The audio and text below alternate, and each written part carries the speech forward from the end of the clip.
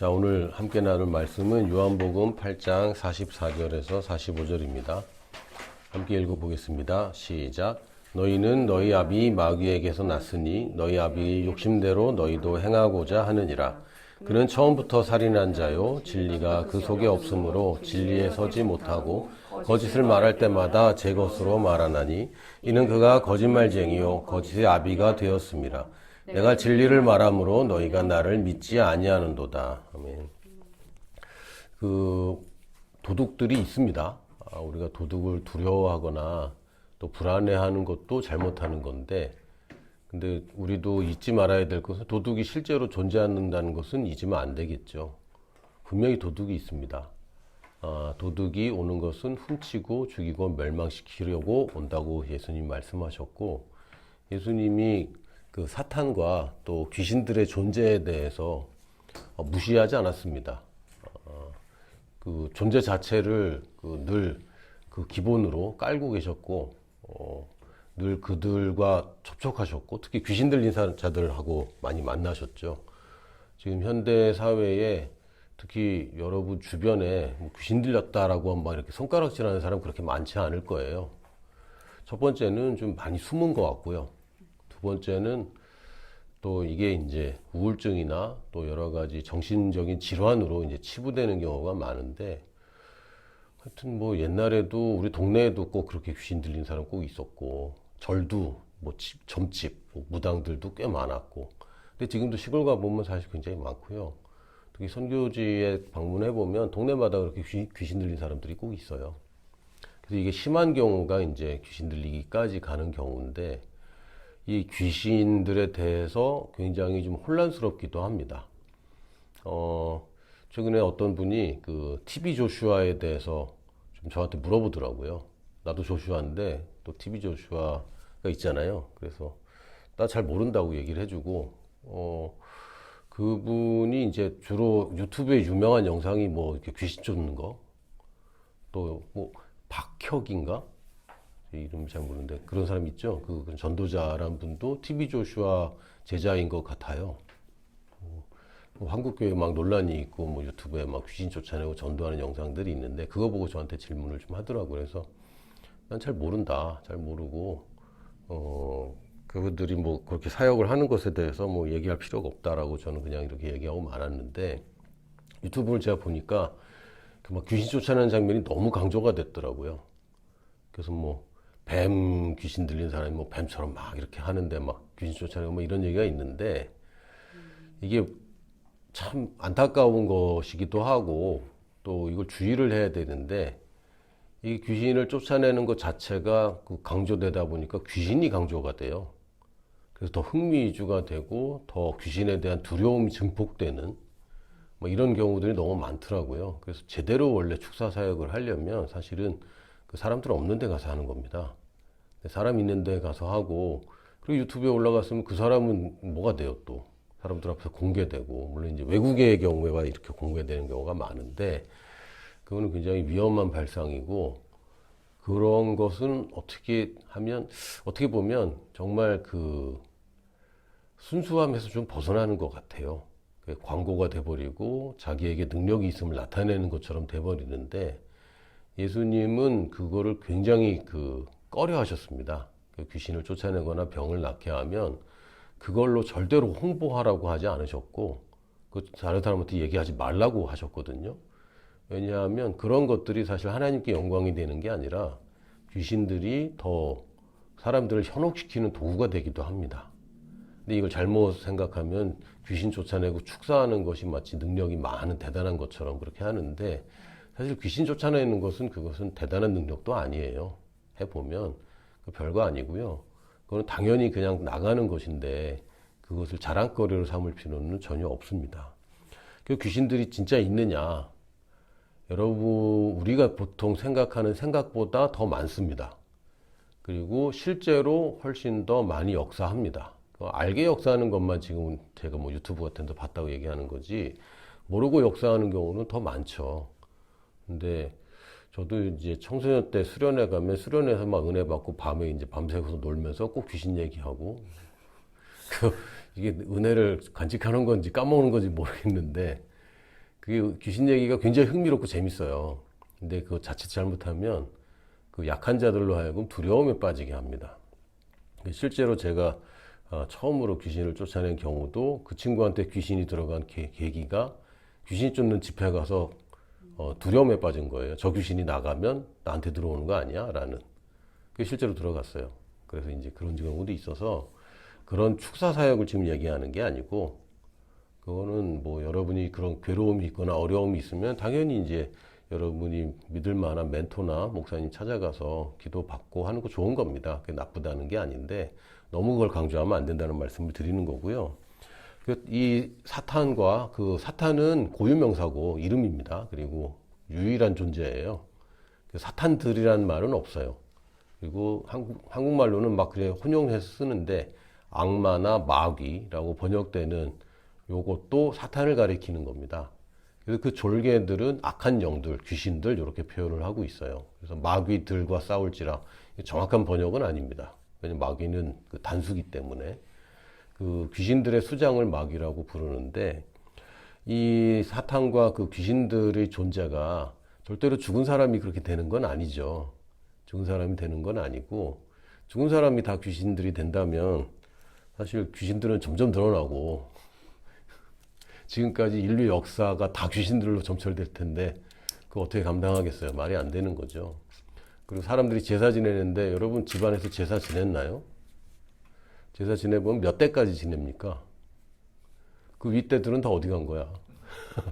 이게 그러니까 앞뒤가 안 맞는 일이 돼버려요. 귀신들은 사람이 죽은 게 아니라 가끔 이제 죽은 사람을 가장하기도 하지만 성경에서는 타락한 천사들이라고 얘기를 합니다. 그래서 오늘 말씀에 요한복음 8장 44절 45절을 보면 그 속에 진리가 없어요. 그 진리가 없으면 진리를 말하지 못합니다. 진리가 없으면 진리를 흉내는 내죠. 그러나 진리가 될 수가 없어요. 진리는 진리를 가진 자만 말할 수 있습니다.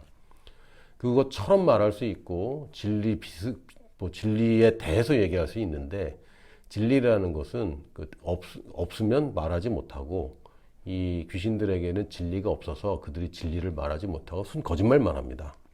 근데 뭐 능력이 있고 그런 게 아니라 그들의 존재 자체가 영적인 존재이기 때문에 그것을 우리가 초자연이라고 부릅니다. 지금 우리 물리적인 세상을 초월한 곳에 있는 존재들. 지금 우리 인간은 아주 독특하게 영과 육신을 가진 유일한 존재예요. 그래서 영적인 존재에 대해서 우리가 자꾸 두려워하거나 높일 필요가 없는 것이 우리가 영적인 존재이기 때문에 영적인 존재에서 영의 세계에 속한 것들을 우리가 다룰 수 있지 그걸 두려워할 게 아닙니다. 여러분이 이 땅에 있는 바이러스들을 다룰 수 있거든요. 그걸 두려워할 필요가 없어요. 거기에 대처할 수 있고 이렇게 하고 예방하고 치료는 이렇게 하고 하는 것처럼 귀신들에 대해서 그냥 영적인 존재라서 내 눈에 안 보여서 두렵고 희한하고 아주 신비로울 것처럼 착각하지만 사실은 그냥 영적인 존재일 뿐이고 초자연적인 일들을 일으킬 뿐입니다. 그건 아무것도 아니에요, 사실은. 그래서 우리는 두 가지 세계에 다 몸담고 있기 때문에 두 가지 세계에서 하나님의 뜻을 발휘하는 사실 귀신들보다 상위 개념입니다. 근데 그걸 잃어버렸을 때 아담이 실패로 말미암아 그걸 잃어버렸고 그래서 우리는 그냥 막연하고 신기하게 생각할 뿐입니다. 이들이 존재하는 것은 목적이 분명해요. 도둑질하고 죽이고 멸망시키는 것 뿐입니다. 죽이는 건 뭐고 멸망시키는 건 뭐냐.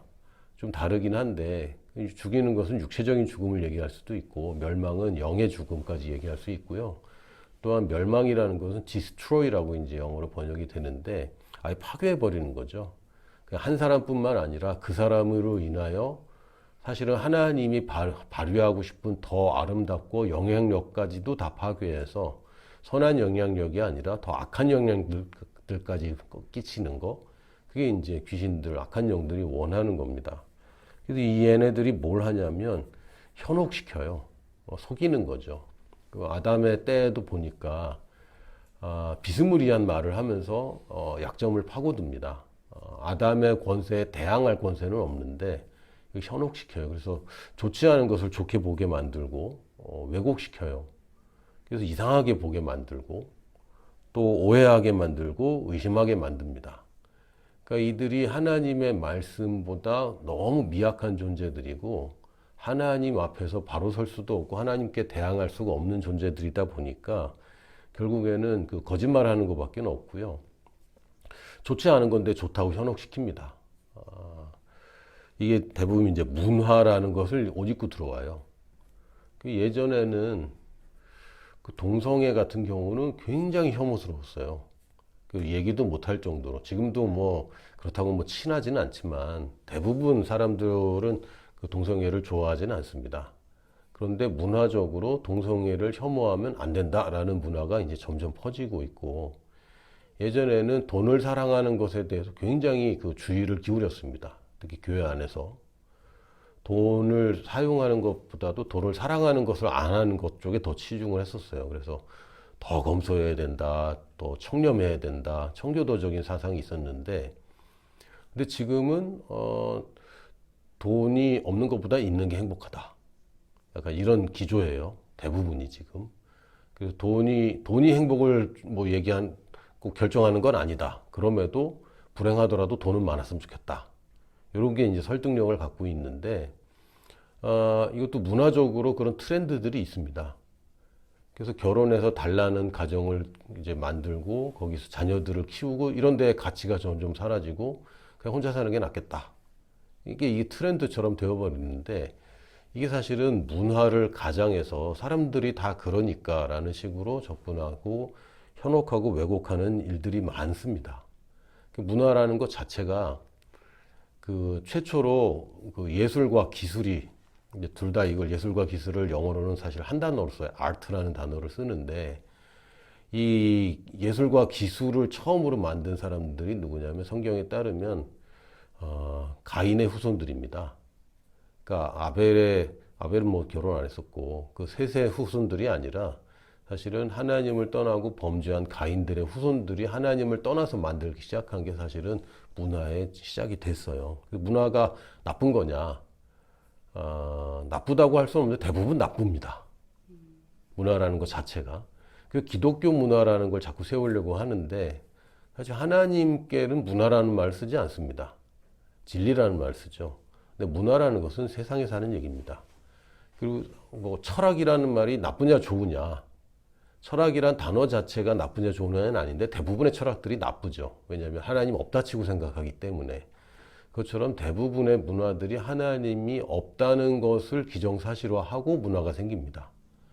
그래서 아주 극소수의 기독교 바운더리 안에서의 문화들이 조금 있을 뿐, 대부분 우리가 만나는 문화들은 다 나쁩니다. 이번에 보니까 할로윈 같은 경우도 저는 끔찍한 짓이라고 생각을 합니다. 평소에도 특히 유치원에서 할로윈 행사를 굉장히 많이 하거든요. 여러분 유치원 다닐 때 할로윈 행사 했나요? 요즘 애들은 했어요. 지금 하고 있고, 그런 애들이 자라서 할로윈이 아주 긍정적인 효과를 갖고 있는 거예요. 저희 애들이 유치원 다닐 때 보니까 할로윈 다 하더라고요. 코스튬 하고 오는 게 기정사실화돼 있고, 그 즐기는 거죠. 요번에 캠핑장에 가봤더니 그날이 그 사고 난 날이잖아요. 그날 봤더니 캠핑장에서 할로윈 코스튬 한다고 온 가족이 뭐 다 그렇게 분장하고 나와갖고 막 축제처럼 하는데, 그런 문화가 유치원에서 시작했습니다, 사실. 그러니까 이게 여과 없이 받아들이는 거죠. 행사처럼 자리 잡았고. 그래서 기독교 문화, 크리스마스는 기독교 문화니까 그거는 종교를 강제하면 안 돼 라고 점점 없어지고, 할로윈은 종교가 아니니까 괜찮아, 문화야, 이런 식으로 가고 있는데, 사실은 할로윈이야말로 귀신을 기념하고 즐거워하는 거죠. 그거 아주 끔찍한 짓입니다. 제사랑 똑같아요. 그런데도 이게 문화를 가정해서 오죠. 또 귀신들이 실제로 우리 개인에게 역사하는 것 중에 하나는 사실은 감정입니다. 감정 가지고 굉장히 실수를 많이 하죠. 감정이 나쁜 거죠. 감정 자체는 나쁘지 않아요. 그러나 다뤄지지 않는, 그냥 야생에 길들여지지 않는 감정은 굉장히 위험합니다. 근데 이 악한 영들은 그걸 잘 알고 있고 이성적이지 못하게 만들어 버려요. 감정이라는 것이. 그래서 감정도 역사하는 통로가 되기가 참 쉽습니다. 그리고 이건 감정과는 조금 다른데 어떻게 왜곡시키냐면 비교하게 만듭니다. 이제 뭐 결론적으로 얘기하면 이게 부르심과 연관돼 있어요. 악한 영이 왜 자꾸 나를 이렇게 역사하느냐. 그 부르심하고 굉장히 큰 밀접한 관계가 있습니다. 근데 남에게 좋아 보이고 나는 부족해 보이고 혹은 거꾸로 내가 좀 우월한 것 같고 우쭐대는 것 같은 것들, 이런 것들이 사실은 그 악한 영들이 틈타는 통로가 됩니다. 근데 우리가 뭐 악한 영에 대해서 역사하는 방식에 대해서도 알아야 되는데, 사실 그보다 더 중요한 건 예수님이 이미 승리하셨다는 거예요. 그래서 골로새서 2장 15절을 보면 통치자들과 권세들을 무력화하여 드러내어 구경거리로 삼으시고 십자가로 그들을 이기셨느니라. 우리 역사에는 뭐 이런 걸 잘 보지를 않고, 우리의 그 배운 바와 또 우리가 영화나 이런 것에서 취한 가치관은 전쟁은 무조건 나쁘고 전쟁에서 사람을 죽이는 것도 그것도 피할 수 있으면 피해야 된다. 약간 이런 것들. 그런 게 사실 지금 한국의 젊은 사람들의 생각이거든요. 그래서 무조건적인 평화가 더 좋은 것처럼 그렇게 되어 있는데, 물론 거기에 대해서는 이견이 굉장히 많습니다만, 단지 그냥 사도 바울이 서신서를 쓸 때 시대상은 로마의 정복 시절이었습니다. 지금 무슨 얘기를 하냐면 로마 장군이 개선을 하고 있는 장면을 얘기하는 거예요. 포로들을 다 끌고 와서 포로들을 무장 해제를 시키고 그들을 행진하면서 그들을 구경거리로 삼는 거. 지금 그 얘기를 하는 겁니다. 근데 지금은 이렇게 하면 이제 제네바 협약 위반이다 뭐 이런 얘기 할 거예요. 포로들의 인권을 무시했다 그러는데, 당신은 뭐 그런 얘기 없으니까. 그래서 포로들을 끌고 와서 얘네들이 나의 아내와 나의 자녀들을 해치려고 했던 자들이고, 놔두면은 결국 우리 자녀들이 위협을 받게 될 그 자들을, 우리 원수들을 아직 안 죽었어요. 아직 존재하고 있습니다. 그리고 막 소리 지르고 막 그들이 위협할 수도 있겠죠. 그러나 꼼짝 못하고, 그냥 구경거리가 된 것을 예수님이 이 마귀와 그 귀신들을 그렇게 삼았다라고 성경은 선언하고 있고, 근데 이렇게 얘기했죠. 십자가로 그들을 이겼다. 십자가로 그들을 이기셨다. 다른 것으로 이기신 게 아니라 십자가로 그들을 이기셨습니다. 예수님도 그 사탄의 시험을 받으셨느냐? 받으셨어요. 그래서 처음엔 저도 이해가 안 됐던 게, 아니 하나님의 아들인데 왜 사탄이 와서 그렇게 시험하는데 썩 꺼져 이렇게 하는 게 아니고 그걸 또 다 받아줘 또. 그리고 일부러 시험을 받으시는 것 같고, 이게 뭔가 도대체. 근데 이제 제가 복음에 대해서 잘 알고 나니까 이게 아담이 실패했던 부분을 예수님이 다시 그것을 만회하시는 것을 보여주는 겁니다. 아담을 시험했던 사탄과 예수님을 시험했던 사탄이 사실은 동일합니다. 동일한 접근 방식을 갖고 있고요. 이건 보통 사람들에게도 마찬가지지만 특히 인류의 왕을 시험해서 넘어뜨리는 작업인데, 세 가지로 유혹합니다. 먹어, 안 죽어, 왕이 된다, 하나님이 된다. 세 가지예요. 먹어, 이거 맛있어, 먹어. 그리고 먹어도 안 죽어, 뛰어내려도 안 죽어. 그리고 네가 하나님처럼 된다. 그러니까 아담이 거기서 휙 넘어가 갖고 선악과를 먹었죠. 근데 예수님은 그것을 말씀으로 이기셨어요. 예수님은 아예 사탄의 시험을 이기셨고, 근데 사탄이 그때만 시험한 게 아니라 계속 시험했죠. 그래서 예수님이 겟세마네 동산에서 기도할 때도 사실은 그 앞에 놓여 있는 마지막 시험이 십자가였고요. 십자가의 승리를 위해서 예수님이 기도가 필요하실 정도로 굉장히 큰 시험이었습니다. 뭐 여러분이 다 건강하지만 최근이라고 해야 되나? 최근에 제가 그 결석 때문에 아침에 아주 떼굴떼굴 부른 적이 있거든요. 그때 십자가의 고통이라는 것이 조금 알았어요. 근데 어쩔 수 없이 아픈 거하고 내려와도 되는데 아픈 거하고는 굉장히 다른 거죠. 그래서 늘 읽을 때마다 그냥 눈물 나는 장면이 뭐냐면, 네가 하나님의 아들이거든 내려와 봐라. 그 장면이 그냥 있는 게 아니죠. 그게 그 예수님한테 큰 시험이었을 겁니다. 그래서 그 고통을, 인간이 받을 수 있는 최대한 극대화된 고통을 주는 게 십자가인데, 예수님이 내려올 만한 능력은 분명히 있었습니다. 그런데 안 내려오셨고, 그게 예수님의 승리였던 거예요. 다른 게 승리가 아니라 자기를 돌보지 않는 것이 사실은 승리였고, 하나님의 뜻을 이루는 것이 승리였고, 결국은 사랑과 희생이라고 얘기하는 것이 사실은 승리였습니다. 근데 이제 이걸 잃어버리면 늘 끌려다녀요.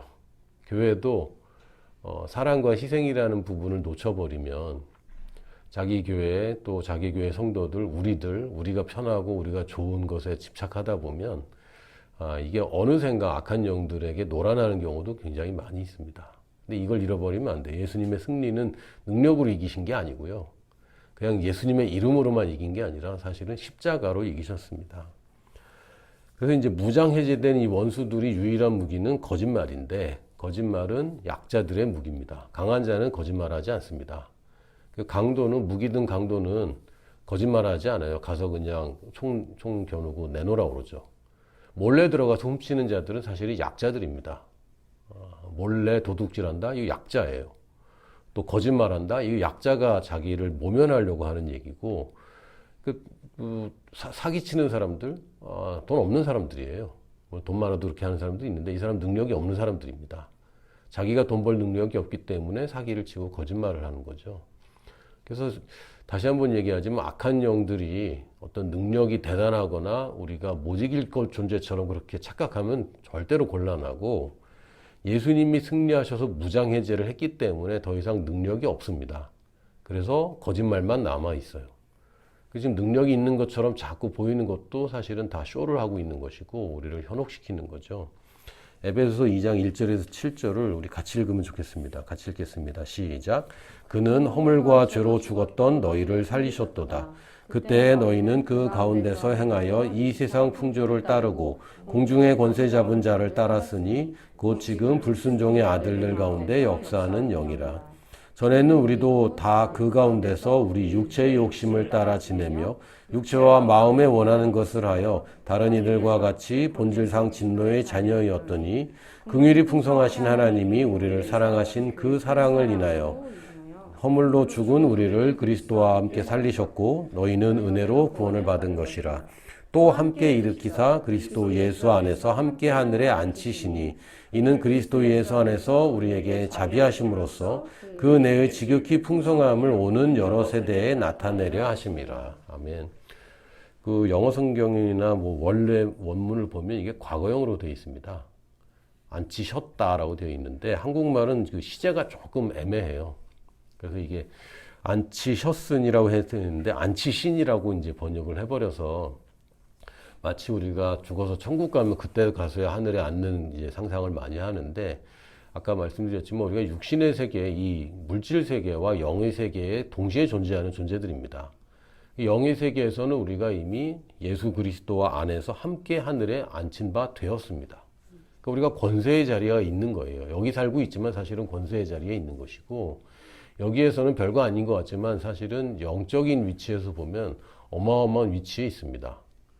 우리가 다스리는 위치에 있는데, 이 세상에서 자꾸 주눅 들고 또 비교하다 보니까 속아서 우리가 별로 대단하지 않은 것처럼 느껴지는데, 우리의 진짜 평가는 사람의 평가나 또 나의 스스로 하는 비교가 아니라 하나님의 말씀이 나의 평가이고요. 이걸 가지고 마귀하고 기도를 많이 해서 싸우는 것도 사실은 우스운 거고, 이런 영적인 싸움은요, 절대로 능력 대결이 아닙니다. 이건 진리 대결입니다. 근데 이게 능력 대결이라고 자꾸 착각하게 만드는데, 능력 대결이 아닙니다. 왜냐하면 능력에 있어서는 하나님의 능력을 마귀들이 어떻게 이길 방법은 없어요. 이미 무장이 해제됐고, 우리가 그 능력의 자리에 있기 때문에 이것을 얼마나 잘 믿고 있는가, 얼마나 잘 알고 있는가, 얼마나 확신에 거하는가의 싸움이고, 얼마나 안 속는가의 싸움이지, 절대로 여러분이 어떤 능력을 갖추기 위해서 뭘 해야 되고, 결과적으로는 여러분이 어떤 것을 해서 능력을 갖출 수 있습니다. 그런데 그건 부수적으로 능력이 발휘되는 것이지, 그 영적인 싸움에 있어서는 절대로 능력 대결이 아닙니다. 그래서 우리가 복음이라고 하는 것은 절대 설득이 아니고요. 승리를 전하는 승리의 소식을 전하는 거예요. 그걸 승전보라고 할 수 있습니다. 지금 우리가 그리스도와 함께 하늘에 앉히셨는데, 그 목적이 분명해요. 뭡니까? 그 은혜의 지극히 풍성함을 오는 여러 세대에 나타내기 위해서.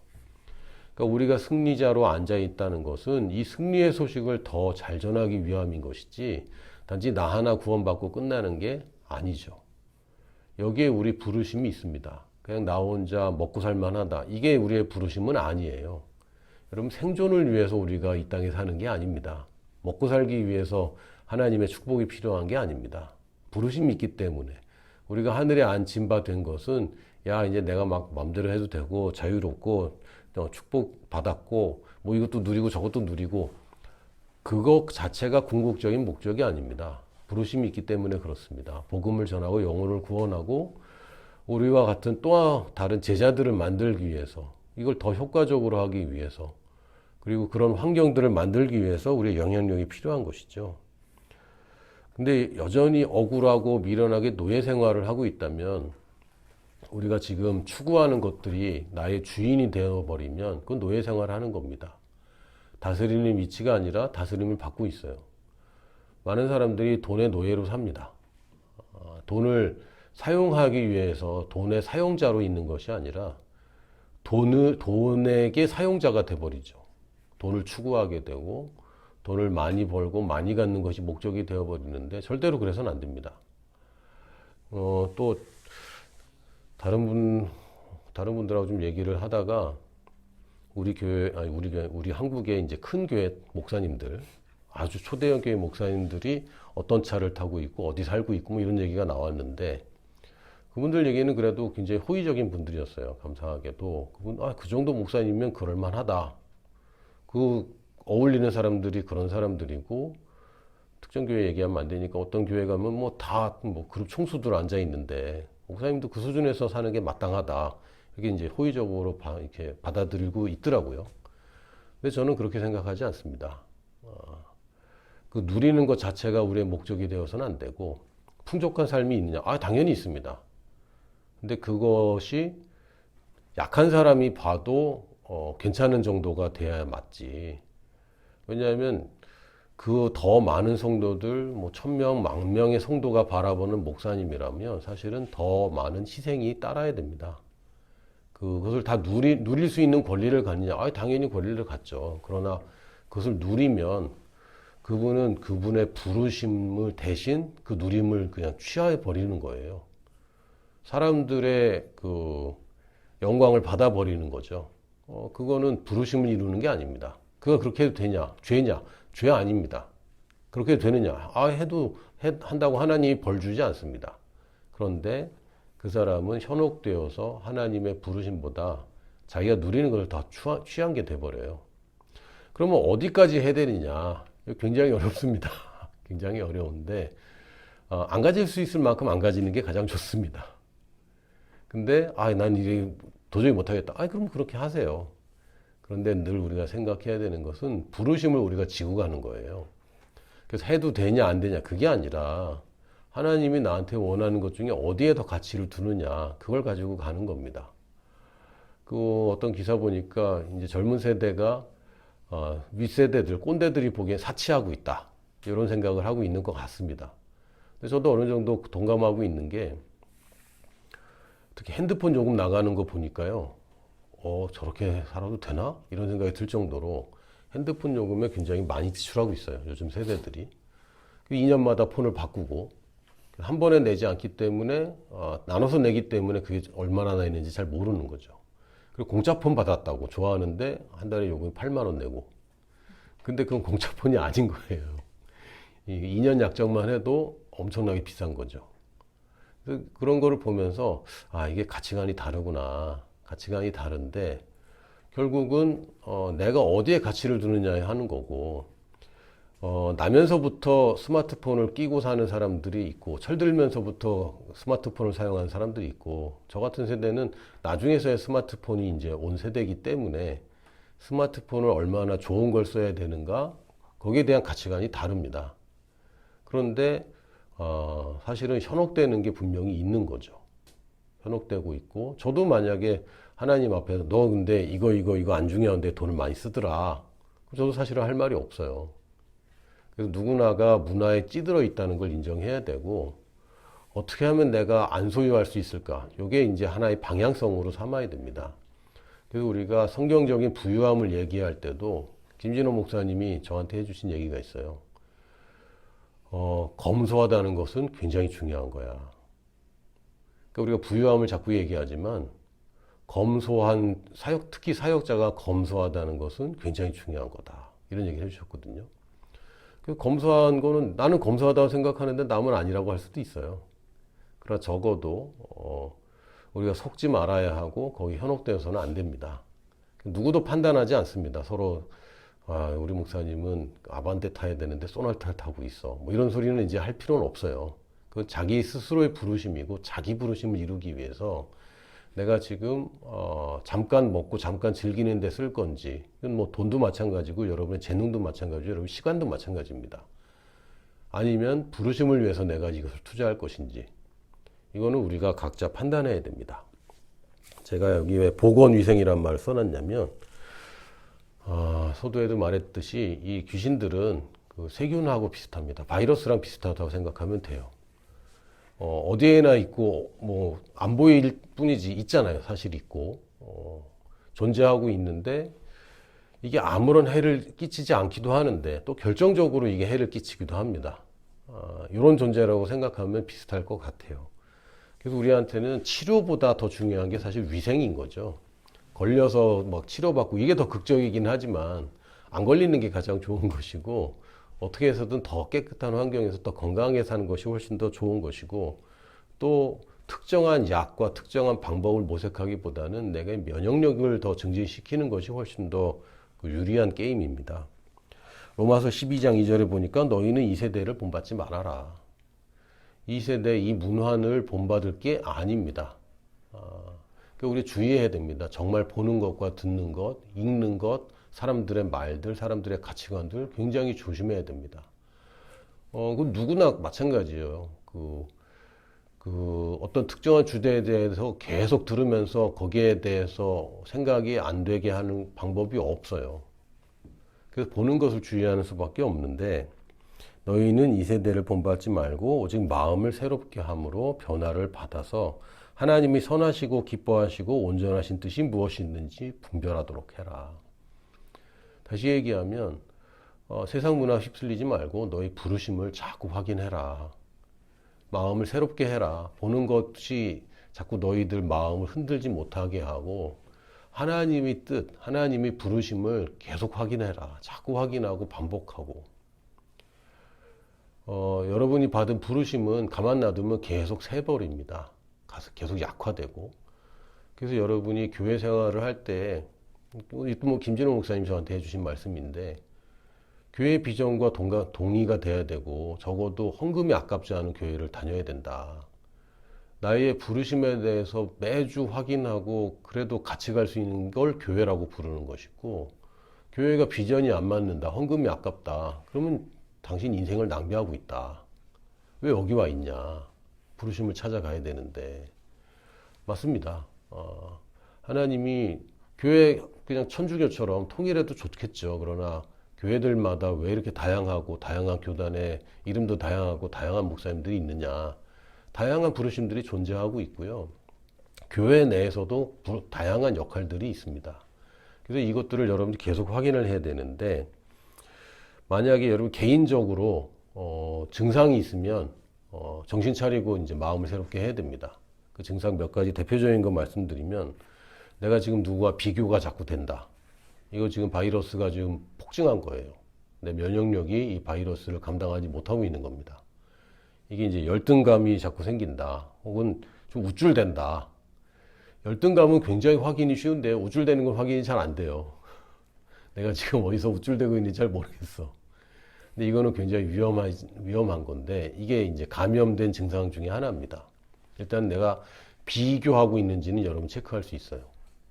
여러분이 연봉이나 또는 다른 직업군이나 뭐 유튜브에서 돈 많이 번 사람이나 뭐 대형 교회 목사님이나 누구와 비교하고 있다면 이거는 지금 백신을 맞든지 치료약을 먹든지 마음을 새롭게 해서 지금 다시 부르심을 분명히 해야 될 때입니다.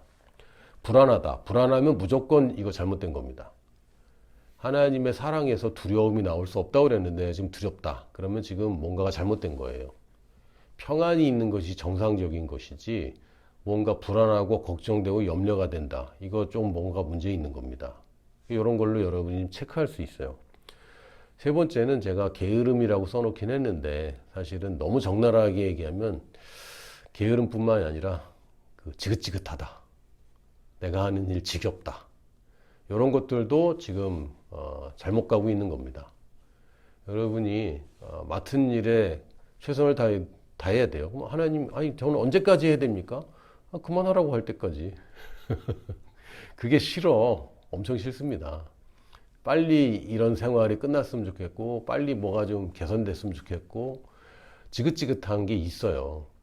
근데 그것을 내가 지긋지긋하게 느껴지고, 또 쉬고 싶고, 힘들고, 이런 것들이 정상적인 게 아닙니다. 영의 세계에 속한 사람은 그런 게 없는 게 정상인데, 그냥 당연하다는 듯이 받아들이고 있으면서 우리가 도둑질 당하고 있는 거예요. 여러분, 게으름을 부리고 있다. 이것도 부르심이 명확하지 않은 거예요. 희미한 거예요. 내 시간이 아깝지 않은 거죠. 지금 딴짓을 하고 있는 겁니다. 근데 이런 것들을 보면 그렇다고 여러분 쉬지 말고 뭘 계속해라. 이게 아니라 내가 좀 쉬어야 되겠다. 쉬고 나서 더 잘해야지. 이런 게 아니라 지긋지긋하다. 나 쉬어야 되겠어. 이거는 이제 감염된 거죠. 이런 증상들이 나타나면 내가 감염됐구나 라고 알아서 위생을 좀 확실하게 해야 됩니다. 그래서 우리가 이 도둑을 방지하는 것은, 그리고 이 악한 영들을 승리하는 것은 예수님의 방식과 똑같습니다. 아까 뭐로 승리하셨다고요? 십자가로 그들을 이기셨다고 그랬는데, 우리도 십자가로 그들을 이기는 거예요. 우리가 예수의 십자가로 이기는 게 아닙니다. 이게 착각하면요. 예전에 드라큘라 영화 같은 거 보면은 십자가 이렇게 하면 으악 하고 막 이러잖아요. 그건 완전 미신이고, 십자가가 그렇게 능력이 있으면 여기 책꽂이를 봐도, 보도블록을 봐도 다 십자가인데, 다 크로스잖아, 다. 사거리마다 안전하겠네. 귀신이 없겠네. 말도 안 되는 얘기고, 집집마다 십자가 걸고, 뭐, 불교 만자 걸고, 뭐, 다 그러면 괜찮겠네. 그런 거 아니죠. 그건 아주 저차원적인 사고방식인데, 완전 미신입니다. 예전에 저희 집도 제사를 꽤 오래 했단 말이에요. 저희 집에서는 안 하고 큰 집 가서 했는데, 저희들이야 뭐 도망 다니기도 하고 뭐 그랬는데, 어머니는 그렇게 못 하잖아요, 잘. 그래서 어머니가 가서 제사 음식 할 때마다, 밥할 때마다 쌀에다 십자가 긋고 해고 뭐 이렇게 했다는 얘기를 들었는데, 어머니도 기도원에서 그렇게 배우셨거든요. 근데 지금 생각해 보면 좀 어처구니가 없는 거지. 잘 모르고 그 낮은 차원에서 그렇게 했는데, 어쨌든 그것도 믿음으로 하는 거긴 한데, 그게 있는 게 아니고요. 사실은 나의 십자가로 나도 이기는 겁니다. 예수님이 자기 십자가를 지셨고 우리는 우리 십자가를 지는 건데, 십자가 그러면 이거 굉장히 그 순교 자꾸 생각하는 건데, 여러분 어차피 죽습니다. 한 번은 죽는데 지금 십자가를 지고 따라오라고 하셨어요. 예수님이 마태복음에서 2번, 마가복음에서 2번, 누가복음에서 1번 다 십자가 지고 따라오라는 얘기를 이렇게 하셨거든요. 근데 뭐라고 되어 있냐면, 또 무리에게 이르시되 아무든지 나를 따라오려고 자기를 부인하고 날마다 자기 십자가를 지고 나를 따를 것이다. 십자가를 지고 따르는 거지, 십자가에서 죽으라는 얘기가 없습니다. 근데 사람들은 내가 십자가 순교 막 이러는데, 지금 십자가 지고 사는 걸 얘기하는 거고요. 이건 뭐냐면, 십자가는 내가 죽는 그 장소입니다. 내가 죽어야 되는 목적. 사실은 여러분이 죽어도 되는 목적이 사실 살아가는 목적이죠. 나는 10억 자산가가 되겠다. 그럼 10억 자산 가지면 죽어도 되냐? 그럼 그게 목적이 아닌 거예요, 사실은. 나는 돈 많이 벌어서 하와이에 별장 찍을 거야. 그럼 별장 지으면 죽어도 되니? 그럼 그건 부르심 아닌 거예요. 여러분의 십자가는 내가 이걸 위해서 살고 있고 이거 완성하면 죽어도 돼. 이게 자기 십자가입니다. 그러니까 그게 없으면 현혹돼요. 계속 현혹되고 계속 도둑질 당하고 이리 끌려다니고 저리 끌려다니고 그러다가 인생 망합니다. 이게 이제 망하는 거예요. 다른 게 망하는 게 아니라, 일찍 죽고 교통사고로 죽고 그것도 망하는 거지만, 오래 살지만 부르심을 이루지 못하는 것, 그게 망하는 겁니다. 40년 동안 광야를 돌다가 내가 죽어야지만 우리 자녀들이 편해지는 삶이 있다면 그게 엄청나게 망하는 거죠. 내가 여기 살아있는 것보다 사실은 없으니만 못하는 거, 이 인생이 망하는 겁니다. 우리 인생이 단지 나 혼자 풍족하는데 그거를 도둑 맞을까봐 그냥 노심초사하는 그런 인생이 아니라 어떻게 하면 우리가 노략질 할 것인가, 어떻게 하면 뺏어올 것인가, 어떻게 하면 하나님의 부르심을 이루기 위해서 이 싸구려들을 내가 안 갖고 더 비싼 것을 노릴 것인가, 이 세상에서 좋다고 얘기하는 것들을 어떻게 하면 배설물로 여길 것인가, 이게 우리의 목적인 것이지 절대로 손해보는 장사는 아닌 거예요. 육의 세계에 살고 있지만 영의 세계에 쌓고 있는 것이고, 우리가 실제로 영원히 살 그곳에 나의 부유함을 거기다 갖다 놓는 겁니다. 이게 헷갈려 버리면 헬스 앤 웰스의 복음이라고 욕을 먹게 됩니다. 당연히 하나님이 공급하시는 거냐? 공급하시는 거죠. 그런데 그걸 추구하기 시작하면 속습니다. 이 균형을 잡는 게 아니라 선을 잘 그어야 되고요. 이 선을 긋는 유일한 것은 여러분의 부르심입니다. 부르심을 위해서라면 내가 굳이 뭐 100억짜리 집에 살 이유가 없는 거죠. 왜? 부르심을 위해서 그 100억을 난 10억짜리 집 살아도 충분한데. 이제 이렇게 되는 겁니다. 그렇다고 뭐 모든 걸 다 갖지 말고 다 가난하게 살고 무소유로 살아라. 그것도 속는 겁니다. 하나님은 풍족한 걸 주셨고 그 풍족함을 누리면서 하나님의 부르심을 이룰 수 있도록 하셨어요. 근데 안 가지면서 부르심을 더 잘 이루면 그만큼 좋은 게 어디 있어요. 스트레스 받을 필요 없지만 방향성은 내가 내 십자가를 지고 가는 것이고, 십자가를 지고 가는 것은 쉬운 일은 아닙니다. 왜냐하면 남들과 다르거든요. 십자가 안 지고 가는 것보다 훨씬 무겁고요. 십자가 지고 가는 것은 늘 버거울 수 있습니다. 예수님도 십자가 지고 올라가시다가 몇 번이고 쓰러지셨잖아요. 이게 내 한계까지 밀어붙이는 것이 십자가입니다. 여러분이 부르심을 이루는 것은 적당히 한다고 되는 건 아니에요. 그리고 남들이 볼 때 희생이라고 부르는 것들도 내가 하게 되어 있고요. 그러나 그것을 기쁜 마음으로 즐겁게 할 수 있는 것입니다. 다시 얘기하자면 십자가에서 죽으란 얘기 아닙니다. 내가 죽어야 되는 이유, 다시 얘기하면 내가 지금도 사는 이 목적, 이 최고의 부르심을 위해서 가는 것이 사실은 승리의 비결입니다. 이게 없으면 부자로 살아도 망하는 거고 건강하게 살아도 망하는 거고요. 좋아 보이지만 사실은 좋지 않습니다.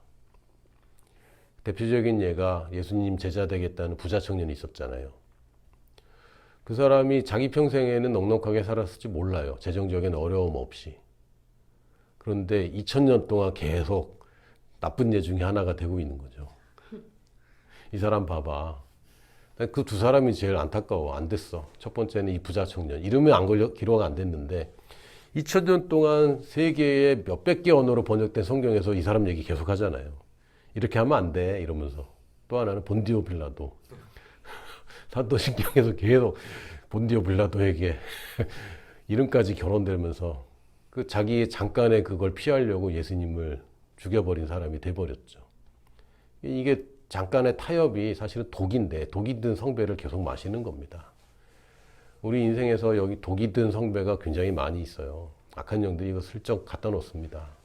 근데 그거 먹으면 아마 큰 대가를 치르면서 좋은 걸 배우게 될 겁니다. 좋은 거 배워요. 그런데 대가는 꽤 치를 거예요. 뭐 상한 음식 먹는 거 꼭 대가를 치르고 배울 필요 없잖아요. 마찬가지로 부르심만 확실하게 가고 진리만 확실하게 알면 여러분들이 더 이상은 이 바이러스 걱정 안 해도 됩니다. 그런데 부르심을 놓치면 현혹됩니다. 진리인 줄 알고 값싼 지식으로 그걸 대체하고 타협하고 변명하게 되죠. 이거는 뭐 여러분뿐만 아니라 저도 마찬가지고 누구든 다 마찬가지입니다. 누구나 다 자기 수준에 맞는 유혹으로 문제들이 오기 때문에 누구나 자신할 수 없어요. 어느 누구도 나는 이제 괜찮아라고 얘기할 수 없고요. 사탄이 실제로 전략적으로 구사하기 때문에 여러분이 발전하면 또 발전하는 만큼 또 큰 유혹들이 또 앞에 있게 됩니다. 그래서 이걸 어차피 사는 동안에 계속 하는 거고, 나는 어차피 인생 사는 건데 만족하지 말고 큰 싸움에서 크게 승리하는 것을 노리는 여러분 되기를 예수님 이름으로 축복합니다.